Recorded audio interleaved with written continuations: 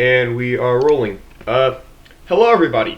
Welcome to the first in our as of yet untitled lecture series with the Equal Debate Initiative. My name is Patrick Fox. I debate for the University of Houston as well as coaching policy in Lincoln Douglas in various schools in Texas, including a school in the Houston Urban Debate League. And I'm happy to be here today talking to Dr. Ricky Garner about psychoanalysis for your benefit. The Equal Debate Initiative has partnered with several UDLs across the country to make debate more open and accessible, recording pre-recorded seminars like this one, as well as hosting on occasion live seminars, which you might be able to see me participating in sometime. And generally making access to resources for smaller programs, urban debate leagues, and just generally under-resourced and underfunded debate schools. Or school debate programs, a much easier sort of barrier to overcome by making debate more accessible for all. Check it out at equaldebateinitiative.org.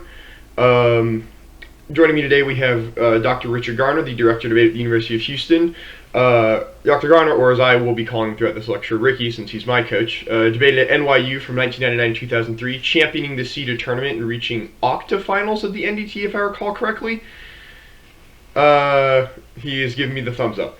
Octafinals, the NET. After that, he spent most of the next 10 years coaching at Harvard, along with a brief stint at Emory, where he coached such little-known debaters as Michael Klinger, Heman Sanjeev, David Herman, Brad Bowman, and Michael Swo, just to name a few, to some moderate successes. In 2014, I believe, he took the job as Director of Debate at the University of Houston, where he's been ever since. He teaches courses in the English department and obviously directs the debate team. Ricky, thank you for joining us this morning. How are you feeling? Pretty good, Patrick. Thanks for having me do this lecture with you. I think it'll be pretty interesting. Yeah, of course. So, again, the way this is going to be formatted is it's mostly going to be Ricky talking. Obviously, the downside of a pre-recorded seminar is that there's no students to ask questions, so that's the main reason that I'm here. So, are you ready to sort of get started, Ricky? Yeah, let me tell everybody what I plan to talk about today. So we're going to start off talking about just some very basics of what psychoanalysis is, and also just a very basic discussion of why it is a debate argument at all. And then we're going to segue into the basic concepts of psychoanalysis. And after we get through that, at the end, what we're going to do is we're going to talk about some specific argumentative applications. Maybe we can even talk about some hypotheticals with different topics that we've come across, as well as maybe just like a basic introductory reading list. And also how to deal with reading in this area, which can be quite challenging, especially if you're new to the literature base that is psychoanalysis. It tends to be fairly complex, if not overly complex, and we'll talk a little bit about how to navigate that. Sounds good. So I'm just going to adjust my camera just a little bit. Sorry about that. I guess, yeah, just the first question I think that should be asked is just why psychoanalysis, both in the context of an argument and debate and also just as a general theory. Why do you find it engaging? Obviously, I know you did your doctoral research in psychoanalysis in no small part. And just both personally as an academic and also as a debate coach, why do you think that it's sort of uniquely interesting and valuable, both strategically and just as a theory? Well, I think that the basic question of psychoanalysis is something that philosophy has been asking about since philosophy has existed, which is, all of human history, right? Which is, what is the nature of the human psyche? I think that one thing that we all intuitively understand is that humans are psychologically complex.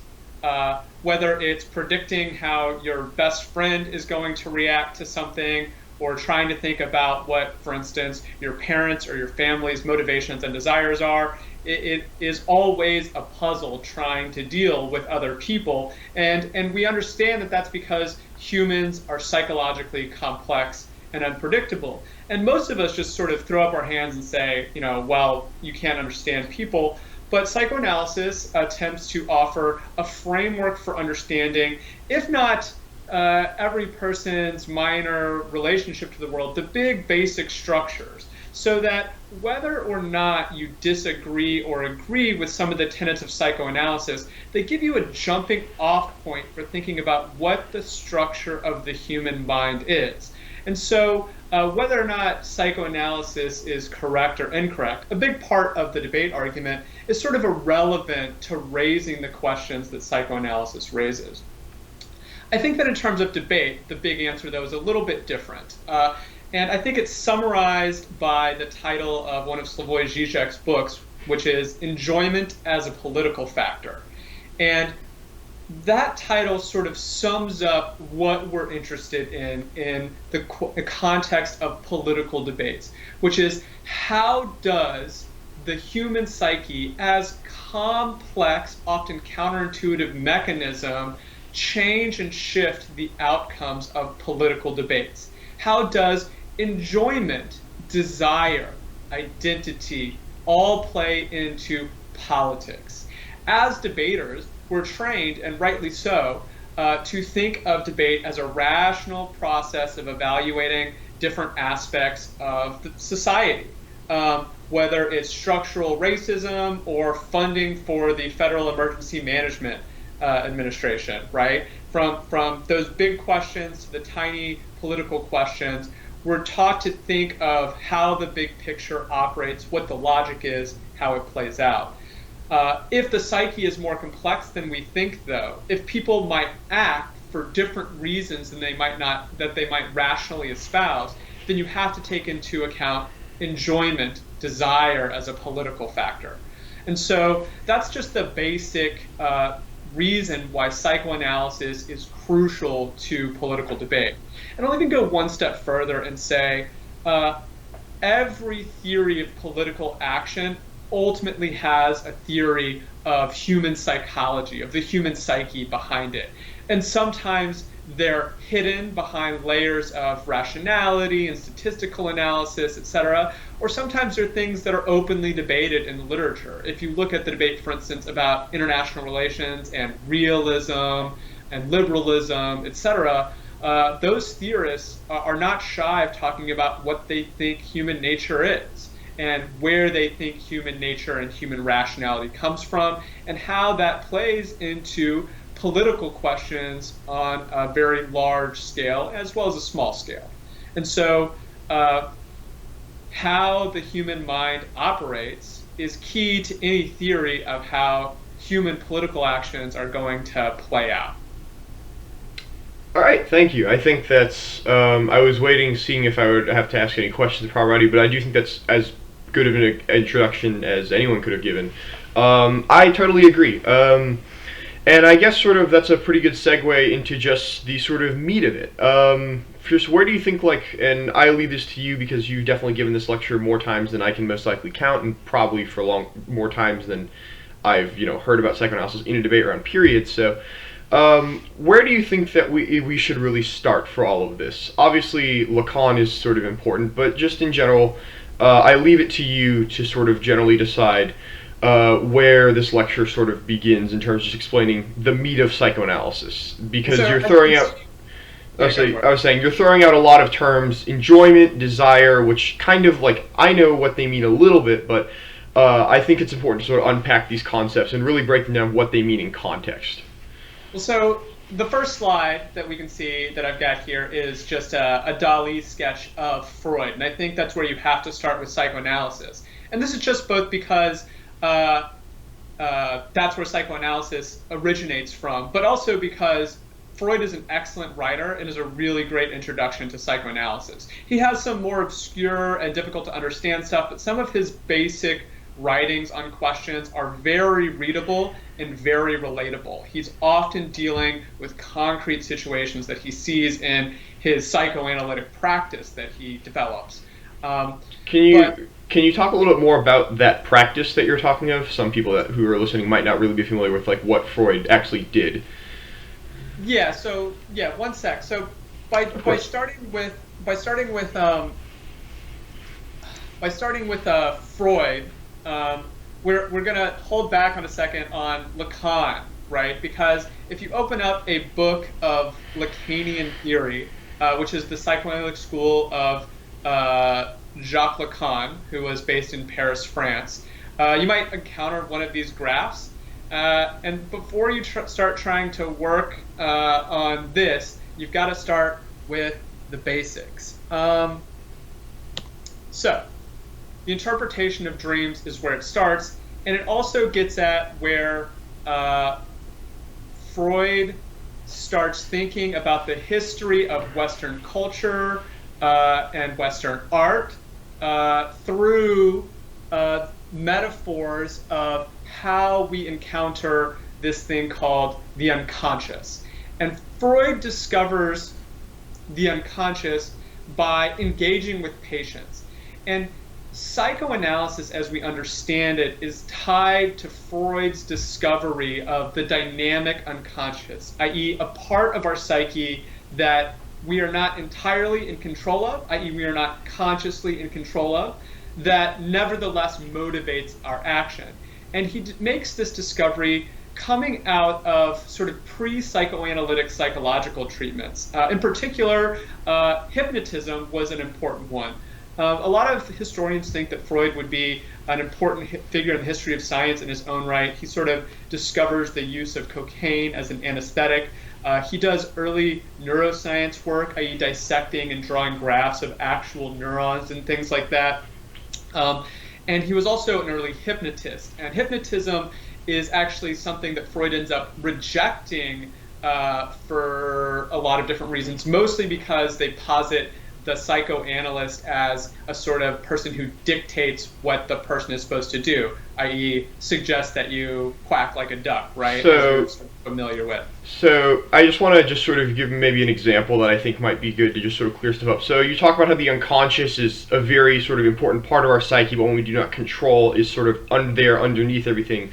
If our psyche, our minds, our conscious minds are cities or towns, would it be accurate to describe the unconscious as like the ground and the fault lines that those towns are built upon? Yeah, so this is the quote up on the screen is from Freud's Civilization and Discontents. And he makes the analogy between the mind and the ruins of Rome. And the way he's thinking about this is that Rome as a city has been sort of built over several times, so that if you dig down, you find older and older strata, right? And his argument is that just really quickly, what is a strata? Could you just define that term pretty quickly? Yeah. So what we find is older instances of our mental life. The way we feel about the world when we're 40 is different than the way we feel about the world when we're 25, which is different than 18, 12, 5, etc. Right? Mm-hmm. And we all know that we have memories of our very early childhood, right?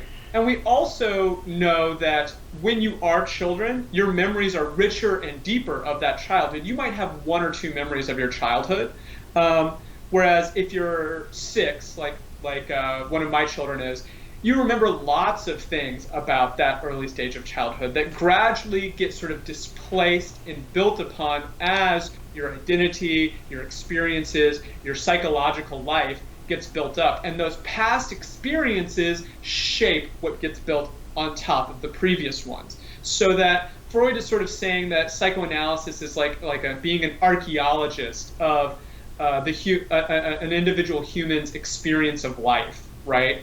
And so that early traumas, experiences, identities sort of lay the groundwork to which we build our current identities on.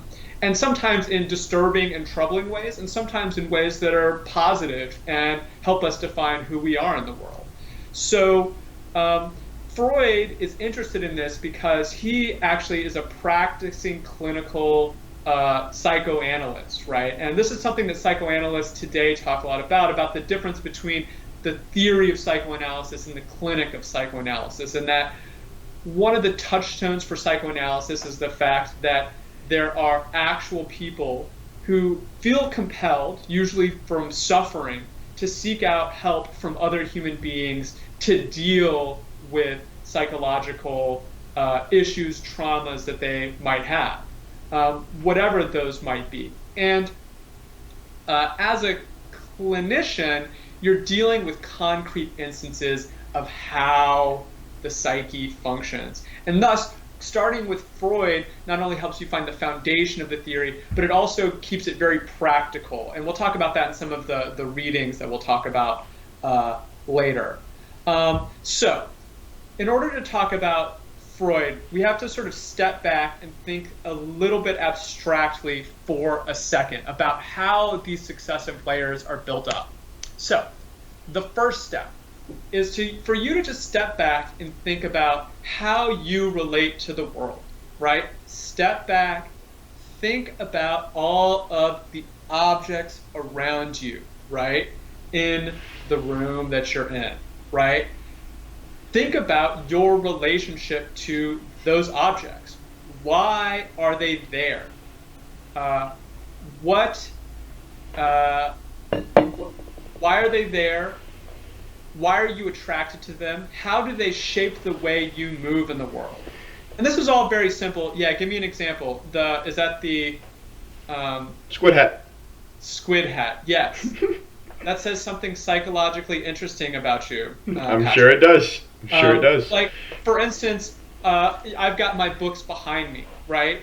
My relationship to those objects defines my sense of self, or my ego, right? Ego just means sort of me. And one of the ways to think about psychoanalysis is it's trying to think about what the basic relationship between you and the objects that you move through in the world, including the world itself, how they function and what's your relationship to them. And I've got the word love down here as a relationship between an ego and object, because we're going to think about being in love with something or loving something as one of these most basic relationships. And that the most basic instance of love is the ego being attached to a particular object. The ego being attached to a particular object.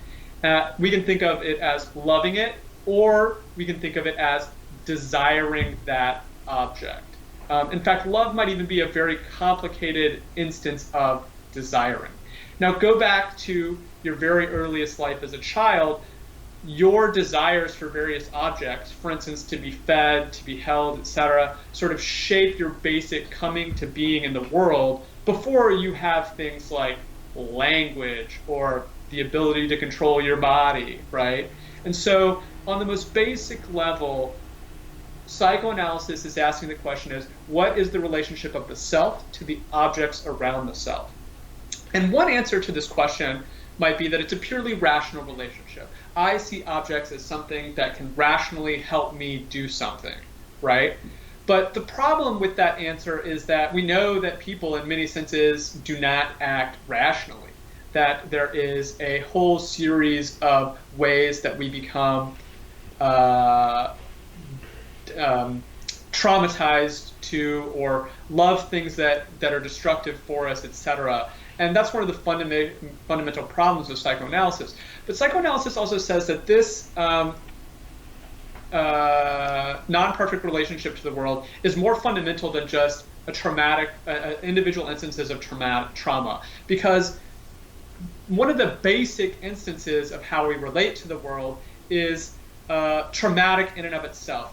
Now, think about being in love, right? I think that we've all had this experience on some level. Now think about the person you love, right?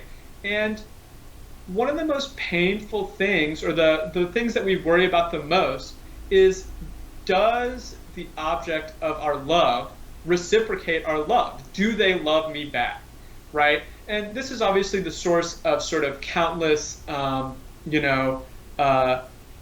teen romance movies, etc., right? Does the object of your love actually love you back?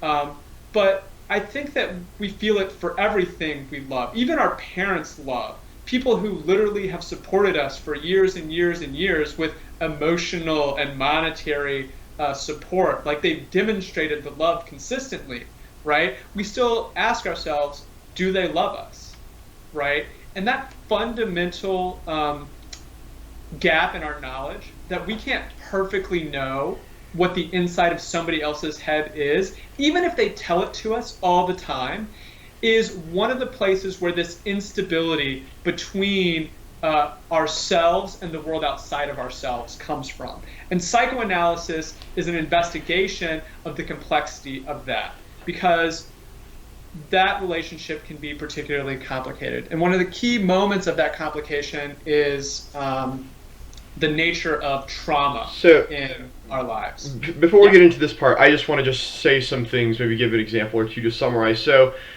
thinking about objects, for example, this squid hat, right? There's obviously no rational reason why I like this hat so much. It's quite stupid. But nonetheless, I do like it a lot. I wear it to debate tournaments all the time. In particular, it annoys the kids I coach sometimes. So psychoanalysis is would be an attempt to sort of understand why I desire this, why I have the sort of relationship to this object that I have, because it's one that's obviously not defined rationally. And just to make sure I'm sort of understanding it, you're saying that like the logic for things as simple as this scales to even things like interpersonal relations. And even scales down to just like babies wanting food. It's all animated by the same foundational principle. I just want to make sure I'm following that. Like that's so a particular branch of the understanding of the human psyche, right, would say that it is irrational for you to wear that hat that annoys so many other people, right? And that it's pathological that you do so. But psychoanalysis isn't really a normalizing discourse like that. It doesn't think that there's a norm, because it says that all relationships to objects are fundamentally ambiguous and tied to desire and identity in the way that your hat is, right? And that attempts to sort of do away with that are also tied to desire and identity, right? Think about the Silicon Valley tech heads who drink Soylent as their only meal, right? Soylent is this thing where it's supposed to be complete nutrition all in one box, i.e. it tries to get rid of having to think about eating and the preparation of food and nutrition and diet and stuff like that, right? Well, you could think of that as, oh, well, that would be a totally rational relationship to food. But when you get into it, what does it say about people who want to totally eliminate one of the basic human institutions, which is sitting down and eating a meal with people?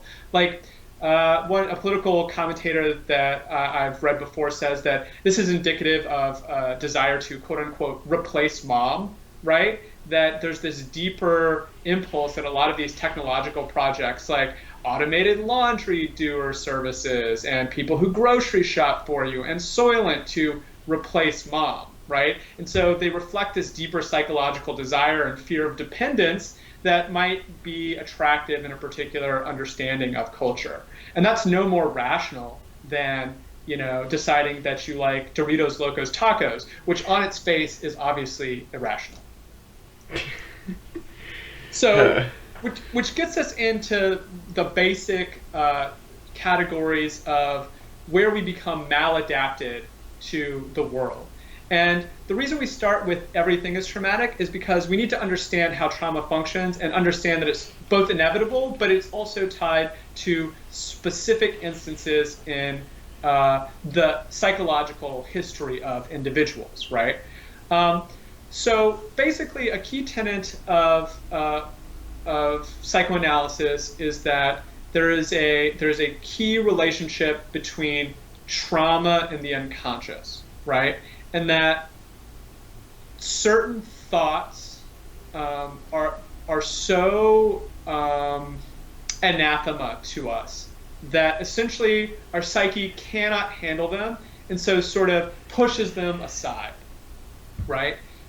This is something that is traumatic, right? And you can think of this as very, very sort of big picture things that are obvious to you. Like, for instance, if you were a soldier, right, and you were in firefights in another country, you risk your life, you saw your buddies die, etc., right? You don't want to think about those things, and you sort of repress those thoughts so that you don't have to deal with them, right? Or you might think of it in terms of an abusive experience as a child. Let's say you were bullied in elementary school, right? And you find those memories so painful that you literally don't think about them. And when they do come up, you sort of have a panic attack or an anxiety attack. And actually, sometimes you start to have that trauma reaction when you don't even realize you're getting close to that traumatic situation. And so, for instance, people with PTSD who experience flashbacks when there's fireworks on the 4th of July, right? That's nowhere, I mean, that's not being in a war zone, but it's sort of just next to it enough to cause them to approach that trauma and need to react against it, right? So going back to the original example that I gave about if the brain and the psyche, the human mind in general, is a city and the unconscious is the ground the city is built on, could a sort of trauma and a traumatic experience, could that be thought of as like an earthquake or just some sort of disruption to the unconscious's functioning? Would that sort of analogy hold up, do you think? I don't think it's a bad analogy. I don't like the unconscious. It's weird to talk about the unconscious, the unconscious's functioning because the way the unconscious as a part of us functions is not. Well, there's two ways of thinking about it, I guess. One might be a more Freudian view that I actually don't think is ultimately very Freudian, but is that it's like this part of your brain down here, right? Oh, literally like this spot. Your controls. Yeah, exactly, right? And the other way to think about it is that it's about the overall shape of your psychological history, right? And then that's a little bit different than thinking of the unconscious as some place located in your brain somewhere, right? The unconscious is sort of defined as being that zone of repressed thoughts. And so it's like the underside or the other side of consciousness.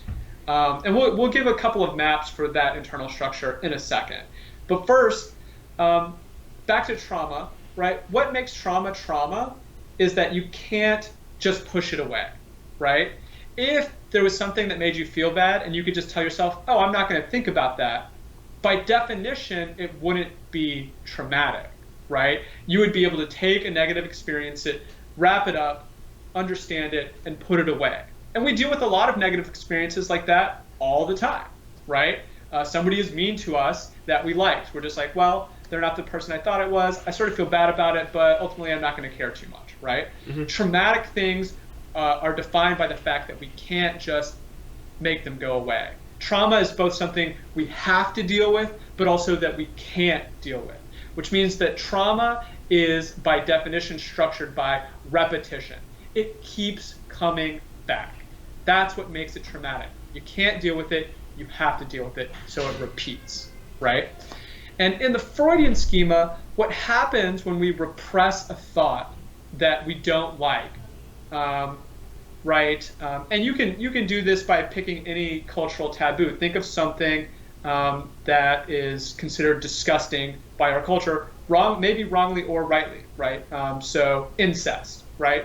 Automatically your brain is like, nope, no thank you, right? Because that's part of our culture. That is something that's so taboo that you're not allowed to think about it, and your brain sort of shunts it aside, right? But when you repress something because of repetition, what happens is you get the return of the repressed, Because trauma has to find some way to get out, because it is trauma, it comes back in another way so that it can sort of express itself, but in a sort of pathological way.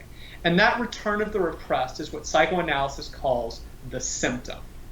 And a symptom is literally something, a clinical manifestation, right? It is actually a thing.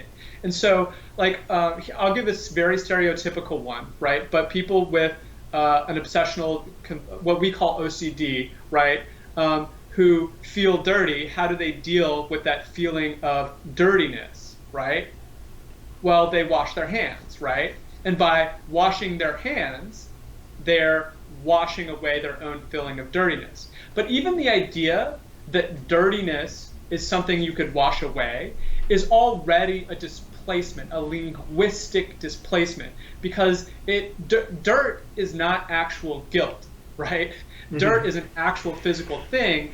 Dirtiness becomes a metaphor for shame. And so to wash away shame, already a metaphor, we wash away literal dirt. To get rid of the dirtiness, shame, we metaphorically wash away the dirt.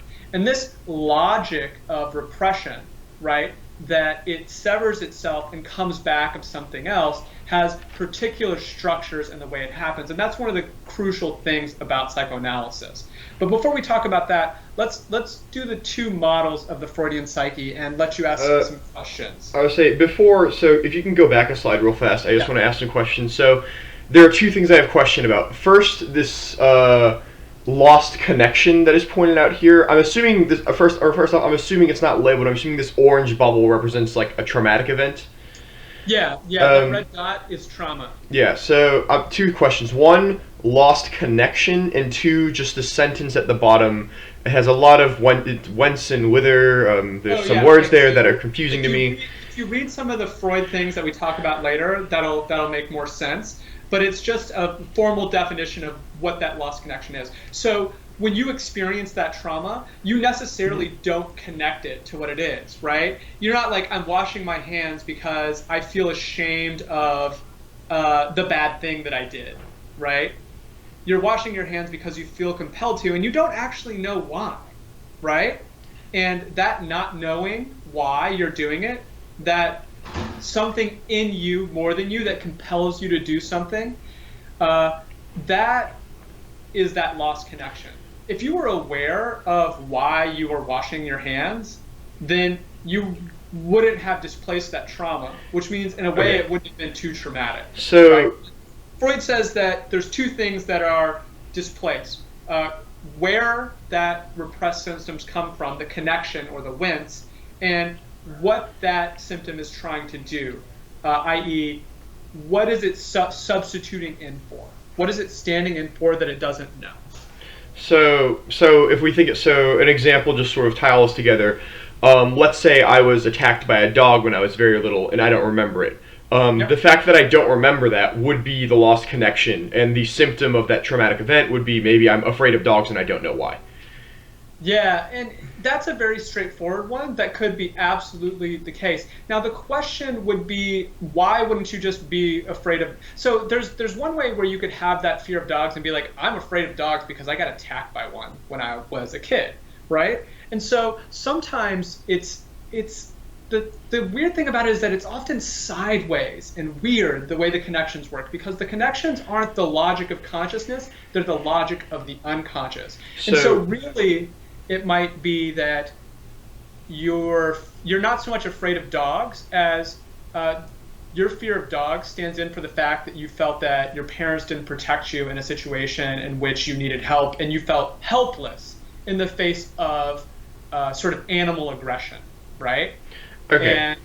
And so it's not always that one-to-one connection. So the thing that makes it a necessary part of trauma is, if I'm understanding this correctly, the fact that like there is not a one-to-one connection, i.e. what I described like might be the case, but oftentimes like something that is traumatic, for the connection to truly be like lost, as Freud would say, it would be requires it to sort of be, I guess, not a bit more complicated, but requires us to not sort of be able to so easily name it. Yeah, well, and also it could be very obvious to a second person. I think we've all had experiences where our friends are like, I've got this problem, and you like tell them the problem and they just had no idea what it was, but you saw it clearly, right? And so it just has to not be clear to the individual. It could be clear to somebody else, thus psychoanalysis, right? Yeah. One of the ways of thinking about what you do in a clinical setting is reconnecting the wince and the wither, right? To reestablish that connection, to break the cycle of the repetition of trauma. And is that what Freud Freud did in his clinical practice, like with patients, basically at a basic level? I think that that's a fair assessment. I think that is too simplistic and it could lead you astray. But yeah, I mean, essentially, it's trying to reestablish why we're acting, the logic, our rationality, even if it's not rational rationality. All right. Wonderful. I just wanted to ask some questions just to clear up the stuff on this slide that you didn't, I think, explicitly address. But yeah, I think that sort of answers all of my questions. Yeah. All right, so let's go into what are called the two topics, or the two maps that Freud gives of the psyche. The first one of conscious, pre-conscious, and unconscious is sort of the earlier one, And the sort of weird eyeball diagram is actually a later one. They're about 30 years apart, I think. And some psychoanalysts actually prefer the earlier one and not the later one. But let's just to understand the later one, you still have to understand the first one. Freud basically says that there are 3 layers to your psyche, right? That you have consciousness, pre-consciousness, and unconsciousness. Consciousness is you right now, the I of your own experience. Pre-consciousness is all the things that you're not thinking about right now that you could think about if you want to. So I'll do an example. Everybody if you're watching, just close your eyes for a second. Close them. Now think about a birthday party you had when you were a young child, right? As young as you can remember. Okay. Yeah, you remember something? So everybody open their eyes now. Yeah, you remember something, right? That's in the pre-conscious. It's a memory that you can recall to mind whenever you sort of feel like it, right? And then lastly, the unconscious, right? And the unconscious is the realm of instincts and repressed thoughts. And the unconscious is sort of the unconscious can sort of bubble into the pre-conscious, right? But there's a mechanism in the pre-consciousness that sort of prevents those things from coming to consciousness that Freud analogized to a sensor. And the analogy he gives is like the sensor at the border of, I think, of the Soviet Union, right? Where they would, when a newspaper came in, the censors would literally take a black mark and like black out certain sentences, so that certain parts of the text of the story were unreadable, right? And you might get part of the story, but you're missing some crucial parts. And the question is that you know that there's something missing, but you don't know exactly what it is or what the logic of why it's missing is, per se. You don't know why the censor did what they did. And later, Freud would come to call this censor the sort of superego, right? The thing that, and you can see on the diagram, that branches from the unconscious all the way up to almost the consciousness at the very top. PCPT is perception, CS is consciousness, right, is the superego. It's the thing that draws the line for what comes from the bottom to the top. And moreover, Freud says the basic mechanism that we have of this is an introjection of those voices that teach us how to censor or organize our desires, right? And basically it's your parents. And this makes sense, right? It doesn't have to be your parents. It can be whoever had the role in your life of doing that. Could be the model for how you value things and how you judge things in the world, right? And you got to think about this on a very basic level, right?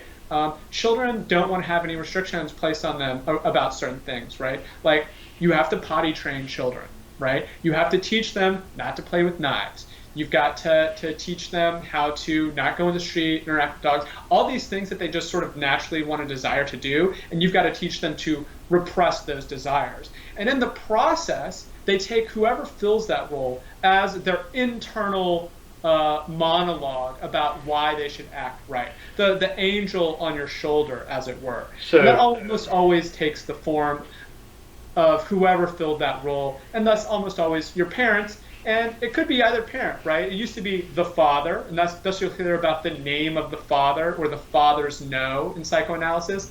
But the function of the father doesn't have to be filled by the literal father. It's filled by the role, the person who played that role. So it could be a woman, it could be a man, it could be undefined by gender, right? These two models show that there's a complex interaction between these different levels of our psyche, and that very often the conscious part of us is not in control.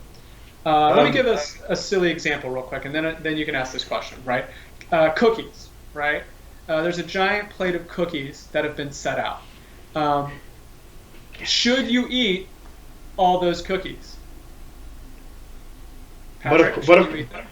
But of course, why would I not? No, you should not eat all those cookies. Everybody knows you can't eat 30 cookies. There are 30 cookies on that plate. There are 30 cookies? I thought there were like 6. Unhealthy, and you know it. There are other people that want those cookies too. And so you tell yourself consciously, I'm not going to eat it. I'm not going to eat that cookie. And as you're telling yourself that consciously, what is your hand doing, right? Your hand is slowly going towards the cookie until right about the point where you're actually eating the cookie, you're saying things like, well, it's just one cookie and it'll be okay, and cookies are for enjoying, that's why we make cookies, they're not broccoli, right? And all of a sudden, your unconscious made a decision to eat the cookies, and now your conscious justification are coming after the fact in order for the consciousness to feel like it's in control, when clearly there's something that's in you, that's more than you, that's tied to the unconscious, that's tied to desire, that took control, and you're just making excuses for why you're really in control afterwards. So that example does sort of answer my question mainly. So just to be clear, so the superego is sort of what censors, I guess, like you said, the sort of like the relationship between the unconscious and the pre/conscious. Is that just making that clear? It's the superego that plays that role. Yeah. So I guess my question is, like, does it have to be, like, is it only from one source that the superego, we can sort of get that internal monologue, or can it be multiple different people or things or, like, ideas? It could be a composite of multiple different people and So, like, figures. So, for instance, for if you had a mother who was really about the rules, but also a priest who was an important part of your life, it could be a composite figure. So, so the superego is, my teacher from first grade telling me not to run with scissors. It's my mom telling me to do my homework. It's the person in Sunday school telling me that stealing is wrong. It's all of those things at the same time. It's all of those sort of internalized sort of, like, I guess, lessons or, like, morals of the story that, like, we just kind of have accumulated over the course of our lives. Yes. It's literally your role models, right? Like, this is definitionally what a role model is, right? Mm-hmm. And if you go back to that very first graph about the ego and the object and love, right? Trying to understand why the person you love, the object person you love, loves you and whether or not you're worthy of that love, and the thought about why they do it, that is sort of the psychological mechanism through which you come to have a superego. And it's actually very complicated. This is one of the very interesting part of psychoanalytic theory. You could say that the superego, when it's truly the Freudian superego, is a sort of hyper expanded, aggressive version of a natural psychological mechanism, and that the superego is always bad in a sense, because once that natural relationship to the world of thinking about other people and how they relate to the world and trying to internalize it leads to somebody like a dictator running your moral life and making you feel guilty all the time, then it's the superego and it's bad. But there's there's debate about that, right? You can't disconnect yourself from the world, but you don't want to totally internalize dictatorially the voice of someone else as your only way of understanding how you should relate to the world and how your desires should work. That's where that trauma comes from, right? I mean, think about sexual identity and the way that those role models might have tried to program a particular sexual identity into you, and the guilt that comes with trying to be who you are while also having that superego telling you that you should feel ashamed just for who you love, which I think is a very common experience for a lot of people out there, young people and not so young people. All right. Cool. Last point about this graph. Notice that the little eye bubble on the top, it looks like an eye to me. It emphasizes vision, I feel. But notice how small consciousness is relative to the pre-conscious and the unconscious. And I think that that's one of the key points of psychoanalysis, is that you are less in control of your conscious actions, your rational decisions, than you think you are. That your mental life happens mostly below the surface, is structured mostly below the surface, by time, by space, i.e. the history of Rome, right? Yes, there's buildings on top, but the foundations of those buildings and what those buildings even mean are structured by not just the literal geography and buildings that were there in the past, but by the cultural history of the place.